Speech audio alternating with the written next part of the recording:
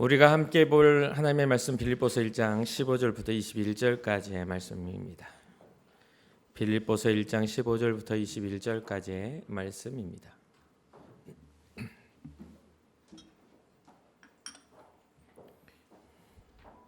우리 한 절 한 절 교독하고 마지막 절 21절은 함께 읽겠습니다. 어떤 이들은 투기와 분쟁으로 어떤 이들은 착한 뜻으로 그리스도를 전파하니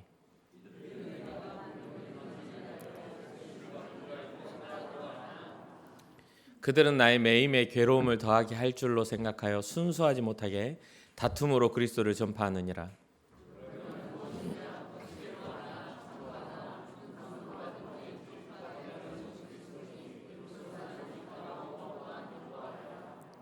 이것이 너희의 간구와 예수 그리스도의 성령의 도우심으로 나를 구원에 이르게 하는 줄 아는 고로.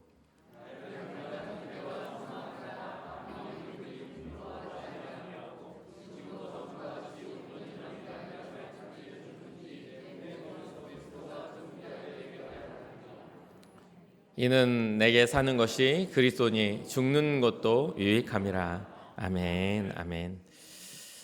오늘 우리가 함께 나눌 하나님의 말씀은 이제 사도 바울이 로마 감옥에 갇혔을 때 빌립보 교회에 보낸 편지입니다. 보통 어려운 일을 겪으면 먼저 마음이 무너지고 화가 나거나 또 섭섭하거나 또 어려운 일 앞에서 절망하기도 합니다. 그 어려움을 주는 것들은 여러 가지가 있겠죠. 누군가에게는 건강이, 누군가에게는 어떤 관계가, 누군가에게는 또 물질일 수도 있고요. 누군가에게는 어떤 이들과의 그런 상황 속에서 용납되지 않는 그런 나 자신에 대한 그 용납받지 못하는 것들이 어려움이 되기도 할 겁니다. 하지만 바울은 오늘 우리가 살펴보는 바울은 어떤 그런 관계적인 것보다는 사명적인 이유에서 이는 지금 고난을 받고 있습니다. 로마 감옥에 갇혀서 그가 할 수 있는 것들은 아무것도 없고 또 여러 가지의 살아왔던 방식이나 또 자기 자신을 주장할 수 있는 자존감이나 여러 가지 것들이 아무것도 있지 않은 상태죠. 게다가 이 바울이 빌립보 오늘 교회에다가 이렇게 편지를 하는 과정을 보면 바울이 투옥된 후에 빌립보 교회 안에 문제가 일어나고 있음을 알고 거기에 대한 편지를 쓴 것을 보게 됩니다. 어떤 상황입니까? 두 가지로 이렇게 구분이 됩니다. 15절을 보면 어떤 이들은 투기와 분쟁으로 어떤 이들은 착한 뜻으로 그리스도를 전파했다라고 합니다. 이 투기와 분쟁이라는 그러한 이야기들을 이렇게 이야기하면서 이 바울은 두 가지의 것들은 첫 번째는 착한 뜻으로 하는 사람들에 대한 이야기. 16절입니다. 이들은 내가 복음을 변증하기 위해 세우심을 받은 줄 알고 사랑으로 하는 착한 뜻으로 하는 사람들. 바울의 고난을 보면서 그 바울의 복음의 일들을 우리가 한 번 더 열심히 해보자. 복음을 전해보자. 바울이 갇혀버렸으니 우리 아버지 바울이 갇혔으니 우리가 열심히 복음을 전하자. 순수한 마음으로 또 바울에 대한 사랑으로 복음에 대한 사랑으로 하는 사람들이 있는가 하면 17절을 보면 투기와 분쟁으로 전하는 사람들도 있었습니다. 옳다구나 잘 됐구나. 바울이 감옥에 갇혔으니 이 기회에 바울을 더욱더 괴롭게 하자. 바울의 영향력을 약화시키고 우리의 이름을 높이자라는 악한 마음으로 복음을 전하는 사람도 있었다는 걸 보게 됩니다. 그들의 목적은 복음이 아니라 바울에게 고통을 더하는 것이었다라고 말합니다. 세 번역에는 더 노골적으로 이렇게 표현이 되어 있는데 바울에 대해서 반대하는 마음으로 그렇게 하는 사람들입니다. 그럼 보통 사람들이 나를 괴롭히려는 동기로 뭔가를 하면 그게 아무리 사역이라도 용납하기가 쉽지 않죠. 어떤 연합이나 선한 열매로 되는 것보다 나를 반대하고 나를 배제시키려고 복음에서 나를 제외시키려고 하면 용납이 잘 안 될 겁니다. 보통 사람이라면 다들 그럴 겁니다. 우리는 동기가 순수하지 않는 사람들을 비판하고 비난하며 또 분노하기도 하죠. 그러나 바울의 반응은 전혀 우리의 생각과는 좀 다른 모습을 보입니다. 여기에서 우리는 우리의 신앙의 여정을 다시 한번 점검해야 하고 바울이 먼저 앞서가며 복음을 어떻게 대했는지를 다시 한번 생각하면서 우리가 바울 같은 그런 마음으로 믿음의 길을 걸어야 될 거라고 생각을 합니다. 바울의 반응은 이렇게 이야기하죠. 그러면 무엇이냐? 거칠애로 하나 참으로 하나 무슨 방도로 하든지 전파되는 것은 그리스도니 이로써 나는 기뻐하고 또한 기뻐하리라. 바울은 지금 어떤 상황이냐에 집중하지 않습니다. 누가 나를 대적하든지 나를 반대해서 복음을 전하든지 나를 사랑해서 복음을 전하든지 어떤 것으로 하든지 거칠애로 하든 아니면 참으로 하든 어떤 방법으로 하든지 전파되는 것은 그리스도에 있지 않는가. 그러니까 동기가 중요한 게 아니라 바울에게는 본질이 중요했다라는 것이죠. 누가 전하느냐, 어떤 동기를 가졌느냐, 자신의 감정이 어땠느냐, 이것보다 더 중요한 건 예수님이 전해주고 있다라는 것에 바울의 기쁨이 있었다. 이게 바로 바울의 대단한 점입니다. 자신의 자존심, 자신의 안위, 자기의 생각의 어떤 관철 이런 거 별로 신경 쓰지 않았습니다. 바울의 생각에는 예수 그리스도의 복음이 전해지는 것에만 온통 집중되어져 있었던 것이죠. 그러니 우리도 우리의 사역이나 우리의 봉사나 우리의 일상에서 동기가 깨끗하냐 안 하냐를 그런 고민할 필요가 없습니다. 우리의 모든 사역이나 봉사나 우리의 모든 일상이 주의 영광을 위해서인가? 그러면 당연히 성령의 열매가 맺어지게 될 것이고 당연히 주님의 기쁨에 우리의 초점이 맞춰져야 되겠죠. 그러니 우리는 집중해야 할 것이 우리가 가지고 있는 감정과 분노가 아닙니다. 이 모든 상황을 통해 궁극적으로 하나님의 영광 받으시기를 위한 믿음의 집중이 우리에게 필요한 것이죠. 그러면 바울은 여기에 대해서 자기의 상황이 참 복잡합니다. 갇혀 있기도 하고 또 자기가 거쳐왔던 교회의 분쟁을 듣기도 해요.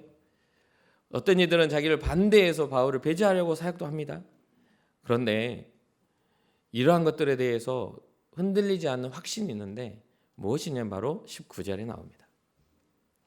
이것이 너희의 간구와 예수 그리스도의 성령의 도우심으로 나를 구원에 이르게 할 줄을 아는 거로. 그러니까 어떤 상황이 나를 구원에 이르게 하는 것이 아니라 예수님께 집중된 복음이 구원에 이르게 하는 겁니다. 그래서 상황을 이겨내시기를 주님의 이름으로 축복합니다. 그러려면 어떻게 해야 돼요? 제가 전에 한번 설교 중에 이야기했어요. 예배가 끝나고 구역 모임을 하고 아니면은 또 일상생활에서 차 한잔 마시자 하면서 교회 집사님을 만나거나 권사님을 만나요. 그래가지고 하는 말은 전혀 교회적인 이야기 안 하고 맨날 먹고 사는 이야기, 자녀가 어땠다는 이야기, 뭐를 이렇게 주식을 했는데 주식이 올랐다 내렸다 이런 이야기, 여러 가지 이야기가 있겠죠. 제가 좀 다양하지 못합니다. 목사라. 그러니까 이해를 해주세요. 그러니까 염려와 걱정, 근심이 다 주님께 있어가지고 여러분들이 하는 근심은 잘 모릅니다. 근데 흔히 동시에 할 수 있는 건 건강 걱정, 자녀 걱정, 또 뭐가 있을까요? 여러 가지 있겠죠. 잘 생각이 안 나네요. 근데 그런 이야기들을 막 해요. 근데 거기에 결론이나 이러한 이야기의 끝이 은혜로 서로 기도하고 함께 기도할게요. 이렇게 해야 되는데 거기에다 더불어 힘들게 한 사람들 열심히 껌 씹다가 딱 헤어지면서 아이고 개운하다 하고 가는 그런 만남은 별로 건강하지가 않습니다. 그래서 전에 제가 말씀드렸잖아요. 찬양하는 그룹을 만들고 기도하는 그룹을 만들고 은혜를 나누는 그룹을 만들으라고. 같이 만나서 같이 은혜를 나누고 기도하고 찬양하는 그룹을 만들어야 기독교고 교회인데 맨날 만나면 이빨도 튼튼해. 씹고 또 씹고 또 뜯고 맛보고 즐기다가 가. 그렇게 되는 만남은 어느 정도의 한계가 있지 않습니까? 바울은 그런 이야기를 합니다. 너희의 간구가, 믿음의 동역자들의 기도가 나를 구원에 이르게 하는구나. 나를 흔들림 없이 걷게 하는구나. 그리고 그 더불어 뭐예요? 예수 그리스도의 성령이 나를 도와주심으로. 그러니까 우리는 외롭게 살 수는 없습니다. 혼자 잘나서는, 특히나 우리나라에서는 혼자 잘나면요, 잘난 꼴을 못 보는 나라이기 때문에 머리채 자꾸 끌어내려야 직성이 풀리는 나라지 않습니까? 그래서 저는 잘나게 살 생각이 없습니다. 저는 유명해지고 싶은 생각이 없습니다. 누군가가 와서 나를 끌어내릴 줄 몰라. 끌어내릴 줄 몰라요. 그래서 저는 우리 교회 유튜브를 많은 사람이 보지 않는다는 믿음 하에서 제가 오늘 고백 하나 할게요. 새벽 기도 때나 이런 오신 분들은 제 고백을 좀 들었는데요. 또 들으신 분들도 있겠죠. 제가 이야기하고서도 잊어버렸을 수도 있으니까. 제가 이게 우리 어머니가 오늘 올 1월 달에 소천하셨지 않습니까? 들으셨나요? 제가 그 이야기 했던가요? 어머니가 소천하셔서 이제 손님을 봤는데 제 여동생이 자기 친구랑 결혼해서 같은 또래예요. 같은 학교 동창하고 결혼했어요. 여동생이 동창이면 제 후배죠. 3년 후배들인데 여동생 손님들이 왔는데 이제 48 먹은 그 손님들이에요. 젊지 않습니다. 근데 왔는데 인사를 이제 어머니 오셔서 인사를 막 하고 있는데 한 부부가 딱 와가지고 저한테 그 인사를 어떻게 하냐면 형님 예전에 제가 많이 맞았습니다. 이렇게 기억이 안 나요 저는. 그래서 진짜 식은 땀이 등에서부터 줄줄 흐르는 거예요. 아니 내가 그랬나? 미안하네. 저는 기억이 안 납니다. 그런데 옆에서 제 여동생의 남편이 친구라고 했잖아요. 옆에서 그 하는 말이 이제 전라도 사투리거든요. 형님 다 잊어버렸답니다. 근데 여기 와서 왜 이야기하냐고. 그러니까 옆에 있는 아내가 하는 말이 이분이야? 야 진짜 그때 제가 생각했습니다. 난 유명해지지 말아야 되겠다. 꼭 문제가 생기겠다. 우리의 인생에 있어서 어떤 상황들이나 상황 속에서 우리는 혼자는 못 삽니다. 그러니까 저는 지금도 그래요. 여러분들이 와서 뭐 잘못했다면 바로 무릎을 빨리 꿇을 테니까 많이 미워하지 마세요. 저를. 예? 목사님 왜 그랬어요? 그러면 얼른 무릎 꿇을 테니까 미워하지 말라고. 나는 죄가 많은 인생이니까. 주님 없이는 못 사는 인생이니까. 고집 부리고 싶은 생각도 없고 뭔가 남보다 더 잘나고 싶은 생각도 없습니다. 그래서 이 땅의 교회가 뭐 어쨌다 저쨌다 그런 말 하고 싶지도 않아요. 왜냐하면 제가 보니까 정말 멋있는 목사님들이 너무 많더라고요. 자기 인생을 다 바쳐서 주의 영광 위에 살아가는 분들이 너무너무 많은 거예요. 우리는 특출하게 못난 사람들을 보면서 기독교를 판단하고 살아가고 있어요. 선하신 주님을 보지 않고 우리의 눈은 항상 뉴스를 보듯이 세상의 불행만 보고 산다 이 말이에요. 이름도 없이 빛도 없이 주의 영광 위에서 하루를 걷는 사람들이 정말 인생을 주의 영광 위에 살아가는 사람들이 생각보다 많더라는 겁니다. 우리가 여기서 말하지 않지만 우리 중 여기 앉아 있으면서도 주님 영광이에요. 매일매일을 정말 믿음에 투쟁하며 살아가시는 분들이 여러분들이라고 저는 생각을 해요. 그보다 더 유리하게 살 수 있고 그보다 더 편하게 살 수 있겠지. 좀 더 요령 피울 수 있고 좀 더 세상 사람보다 지독하게 이익을 취할 수 있겠지. 그럼에도 불구하고 주님 앞에서의 양심을 지키며 주님이 기뻐하시는 게 뭘까 고민하고 살아가시는 분들이 여러분들이라고 저는 생각합니다. 그러니 우리가 모여서 연합을 이루는 것이 믿음의 연합이어야 되지 않겠습니까?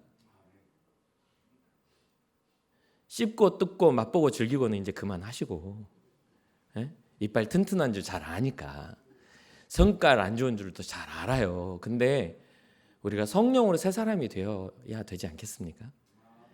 그렇게 와서 그렇게 하면 내가 예전에 좀 셌지 이래야 되겠습니까? 목사가 돼가지고 부끄러워야죠. 식은땀 나야지. 잊어버렸다는 말에 너무 고맙네. 음료수 하나 더 먹게 이렇게 해야 되지 않겠습니까? 이건 뭐냐면 우리의 인생의 방향성이나 이런 것들이 선한 것들로 돌이켜서 용서하는 사회, 사랑하는 사회, 억울함을 풀어주는 사회를 만들어가는 건 우리로부터 시작한다 이 말입니다. 어떻게 보면 죄 많은 인생이라 용서받고 싶어서 이런 이야기를 더 열심히 하는지도 모르겠어요. 그러니 성도들의 간구의 연합을 이루시길 주님의 이름으로 축복합니다. 그리고 또 하나는 그것으로는 부족해요. 우리끼리 지지고 볶고해가지고는 절대 안 돼. 예수 그리스도의 성령이 우리에게 오셔서 우리로 하여금 구원하시는 놀라운 은혜가 여러분과 저에게 있기를 주님의 이름으로 축복합니다. 우리는 고난을 겪을 때 종종 혼자라고 생각을 하죠. 그런데 그렇지가 않습니다. 바울처럼 어려움 뒤에 보이지 않는 성도들의 기도가 있음을 기억해야 하고 우리를 떠나지 않으시는 성령의 역사가 있음을 기억해야 합니다. 우리는 절대 우리의 인생 속에 결코 혼자가 아닙니다. 하나님이 우리와 함께 하실 뿐만 아니라 믿음의 연합을 이루며 누군가는 우리를 위해 기도한다는 거. 그래서 새벽 기도 시작하는데 수요일 날인가도 이야기 한번 했습니다만 25년 전에 제가 결혼 전에 사회했던 곳의 권사님들을 이번 주에 말씀을 준비하다가 갑자기 불현듯 탁 생각이 나가지고 연락을 했는데 거의 매일 제 생각을 해준다는 거예요. 사실인지 거짓말인지는 잘 몰라요. 그런데 다 이게 느낌이라는 게 있잖아요. 목사님하고 반가운 마음에 제가 아주 가끔 페이스북을 하는데 샅샅이 우리 교회 상황을 본다는 거예요. 그러면서 자기의 자녀들의 이야기, 또 자녀들이 얼마나 주를 위해 잘 살고 있는지를 막 이렇게 이야기하면서 그 믿음의 여정들을 이야기를 나눴습니다. 목사가 연락했더니 엉뚱한 이야기 하는 것보다 믿음의 이야기를 나누는 게 훨씬 은혜스럽지 않습니까?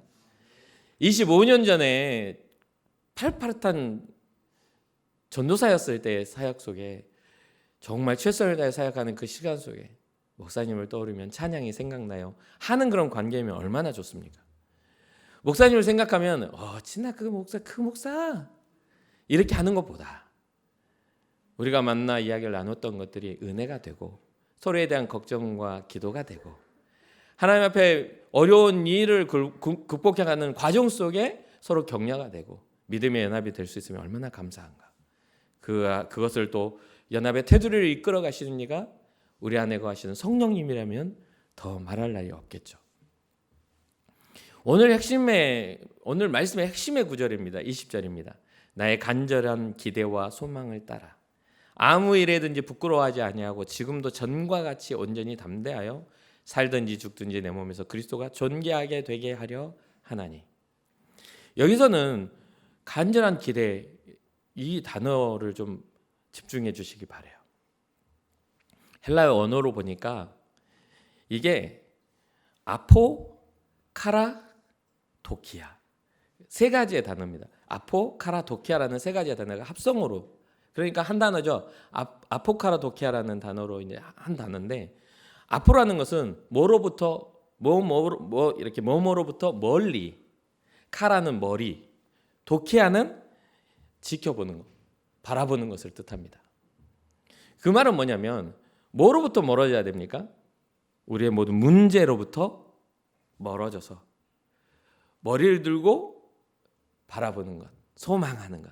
간절한 기대와 소망이라는 것은요, 바울이 지금 이야기하는 것은 감옥에 갇혀 있는 상황에서부터, 고난을 당하고 있는 상황에서부터, 괴로움의 상황에서부터 멀리 떨어져 머리를 들고 소망하는 겁니다.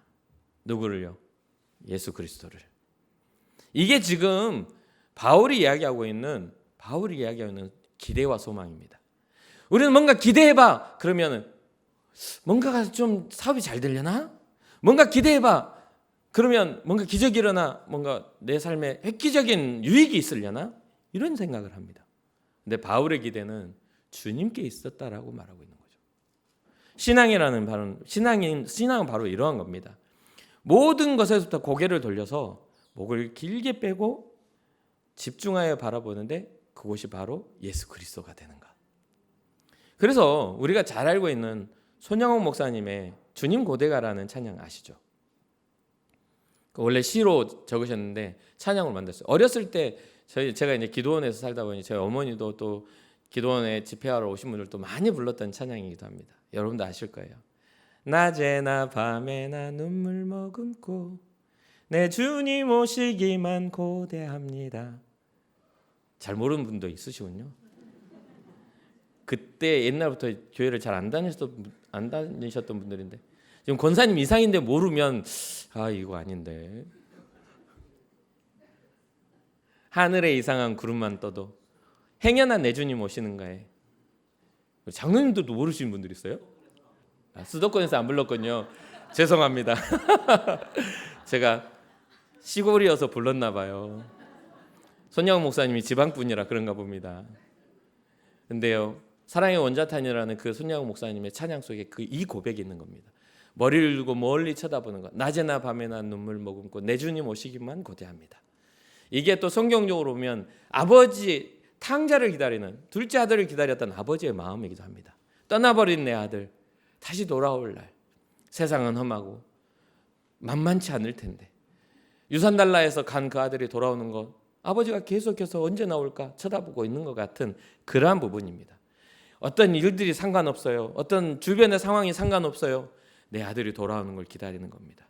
우리도 마찬가지죠. 어떤 우리의 상황이 상관없어요. 우리 주님 오실 날을 기다리는 것이 신앙이라 이 말입니다.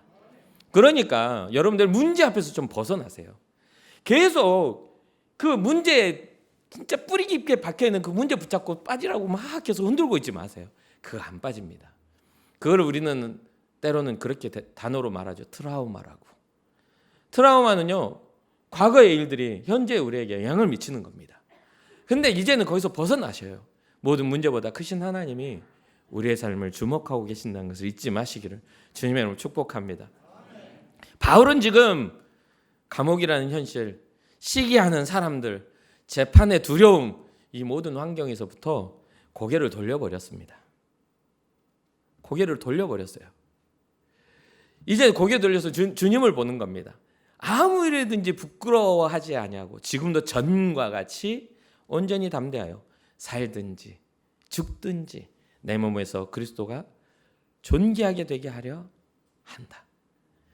신앙의 삶을 살아가는 우리는 우리의 삶을 통해서 주님이 존귀케 되는 그런 은혜가 있어야 될 줄 믿습니다. 우리의 삶의 목표가 오직 하나님을 바라보며 믿음으로 쭉 걸어가고 모든 세상에 일어나는 문제들 앞에서 담대하게 믿음의 걸음을 걸을 수 있는 은혜와 복. 그리고 마지막으로 21절이죠. 이는 내게 사는 것이 그리스도니 죽는 것도 유익함이라. 사는 것이 그리스도다. 바울에게 산다라는 것의 정의는 곧 그리스도다라는 것이죠. 숨을 쉬는 목적, 능력을 사용하는 이유, 모든 관계 사역의 근원은 오직 예수 그리스도로 이어진다라는 거죠. 그리스도가 없다면, 예수님이 없다면 우리의 삶도 없습니다라는, 나의 삶도 없습니다라는 그러한 신앙의 고백인 것이죠. 우리의 삶도 우리의 신앙도 돌아봅시다. 우리가 가지고 있는 사는 것의 의미가 무엇입니까? 매일 잘 먹고 돈 많이 벌어서 돈 찾아보면서 허허허 하고 있는 겁니까? 그것은 잠시 잠깐에 그냥 흘러가는 것밖에 안 되는 것이죠. 내게 사는 것이 돈이거나 명예이거나 때로는 자녀이거나 건강이라면 그것들이 사라지는 순간 우리의 삶도 무너져 내려버리고 맙니다. 내 삶의 목적이 내 자존심이고 내 명예라면 그것이 사라지는 동시에 내 존재 목적도 무너지고 마는 것이죠. 그러나 내게 사는 것이 내 삶의 이유가 예수님이라면 영원하신 그분 앞에 우리는 영원한 영광 가운데 참여할 수 있는 그런 가치를 우리가 소유한다는 것을 잊지 마시기 바랍니다. 그래서 바울은 말합니다. 죽는 것도 유익하다. 세상 사람들은 죽음을 모든 것의 손해이자 끝이라고 생각합니다. 그러나 우리 믿는 사람들은 죽음은 새로운 시작입니다. 하나님 나라의 시작입니다. 이 땅에 한 편밖에 안 되는 인생을 살다가 영원하신 그분 앞에 서는 그날을 우리는 소망하고 살아가는 것이죠. 그러니 그 한 편밖에 안 되는 인생이 짧다고 해서 가치 없는 것이 아니라 지금 우리의 짧은 인생이 영원함을 가치를 결정한다고 생각하고 매일의 걸음을 가치 있게 걸으시길 주님의 이름으로 축복합니다. 죽음은 그리스도를 만나는 것일 뿐만 아니라 죄와 고통에서 벗어나는 일이지만 그 죄와 고통에서 벗어나는 그 삶의 가치를 결정하는 것이 힘겨운 고난 중에 있는 이 삶의 짧은 인생임을 기억하고 매일의 걸음에 주님과 함께 걸어가며 가치를 부여하고 주님이 기뻐하시는 일에 대한 그러한 마음으로 삶에서 다가오는 모든 두려움을 이겨내는 여러분과 제가 되기를 주님의 이름으로 축복합니다. 마지막 끝으로 바울은 감옥에서 가장 낮은 곳에 가장 천한 곳에 있었지만 영적으로는 가장 높은 곳에 있었던 사람입니다. 왜냐면요, 그의 기대는요 이 땅에 있지 않고 영원하신 그리스도께 있었기 때문이죠. 우리는 지금 무엇을 목을 길게 빼고 바라보고 있습니까? 어떤 성공입니까? 자녀들의 어떤 성공이고 또 아니면은 물질의 성공이고 사업의 성공이고 관계의 성공을 목을 길게 빼고 바라보고 있습니까? 우리가 간절하게 기대하고 있는, 간절하게 소망하고 있는 게 무엇인지 한번 깊이 생각해 보시고 이 세상을 비로소 이기게 만드는 것은 그런 우리 눈앞에 보이는 성공과 우리 눈앞에 보이는 문제 해결이 아니라 그 문제 너머에 계신, 성공 너머에 계신 위대하신 하나님께 있음을 기억하고 예수 그리스도 안에서 목표를 다시 설정하여 주의 영광 위에 믿음으로 나아가는 여러분과 제가 되었으면 좋겠습니다. 여러분들의 일터에서, 아니 우리의 일터에서, 우리의 가정에서 오직 그리스도만이 존귀케 되는 은혜가 있기를 바라고, 우리가 만약에 교회 안에서 거룩한 직분을 받았다면 그것이 교회 안에서만의 위력이 아니라 우리의 가정과 일터와 모든 우리의 삶의 영역에서 그 거룩한 직분으로서의 향기를 나타냅니다. 우리가 여러분들 잘 알다시피 국회의원을 딱 뽑아놓으면 국회의원을 우리가 바라잖아요. 뭔가 일을 잘하는 사람을 바라고, 대통령을 뽑아놔도 그 대통령이 자기 목소리에서 나라를 부강하게 만들기를 바라잖아요. 그리고 우리는 그에게 책임을 묻습니다. 정말 잘하고 있는지를 물어요. 누구도 피해갈 수가 없습니다. 이 세상에 존재하는, 우리 특히나 이 나라에 존재하는 모든 위치와 높음은요, 피해갈 수가 없습니다. 그거에 대한 책임을 묻게 돼 있는 거예요. 어떤 높이에 있는 사람이라도 그에 대한 이야기를 할 수밖에 없죠. 그러니 우리에게 주어진 그런 모든 삶 속에 주님이 우리에게 책임을 물으실 때, 너는 나를 위해 무엇을 했느냐라고 물으실 때, 우리의 직분에 합당한 그런 은혜와 복을 누리고 또 행하며 살아가는 여러분과 제가 되기를 주님의 이름으로 축복합니다. 저도 소망합니다. 내가 사는 것은 주의 은혜라고, 내가 사나 죽으나 주님의 영광 위에 살겠다라고 날마다 고백하며 나아갑니다. 우리 함께 그러한 고백으로 믿음의 연합을 이루기를 바랍니다. 잠시 기도하겠습니다.